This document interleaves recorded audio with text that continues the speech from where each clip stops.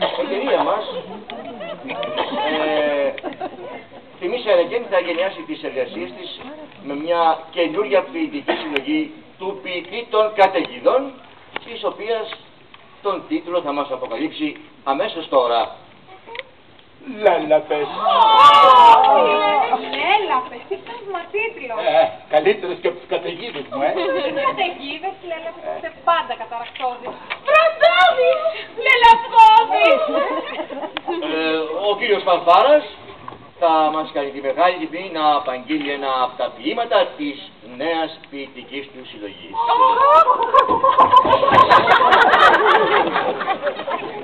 Ποιο προτιμάτε? Θέλετε να σας πω τον ποτατόξικο?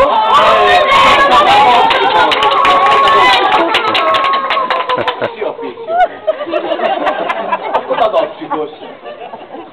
Φαρμάκι έχω στην ψυχή, πέφτει μαυρή λαδαλερή στα στήθια μου.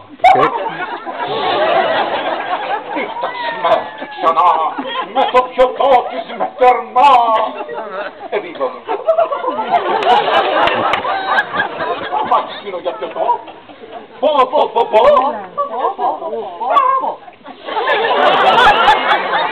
Σκέφτε της λύσας μου κρατώ. Πω.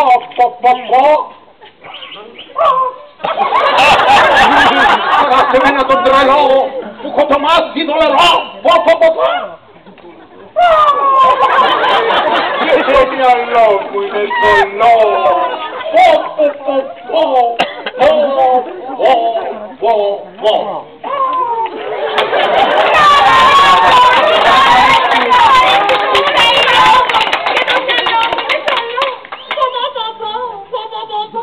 Και το μυαλό μου είναι θολό.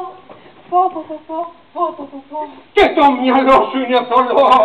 Πω. Και αυτό δικό της πιο λυψό. Πω. Σας το θολώσαν τα λεπτά. Γι' αυτό παρακαλά. Προσβολή. Δεν μπορώ να καθίσω ούτε στιγμή εδώ μέσα. Γελίε, ηλίθιε. Υποτέλεια. Αρδίσατε. Τρελέ. Έτσι απροσβολή δεν μου ματάγινε ποτέ. Αποχωρώ. Καληνύχτα σας.